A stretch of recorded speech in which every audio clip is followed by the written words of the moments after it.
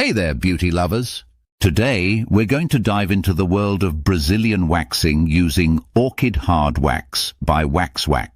This wax is specifically designed for sensitive areas, making it perfect for our tutorial. So, let's begin. First, we will apply the wax to the area, making sure it is spread evenly. Once it's dry, we'll use the Orchid Hard Wax applicator to gently remove the wax. Remember, it's important to apply gentle pressure and avoid pulling the skin.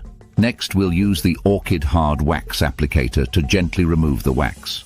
Remember, it's important to apply gentle pressure and avoid pulling the skin.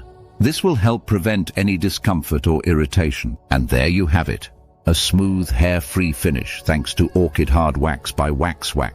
We hope you found this tutorial useful and informative. Don't forget to follow and subscribe for more beauty tips and tricks. Thanks for watching, and we'll see you next time.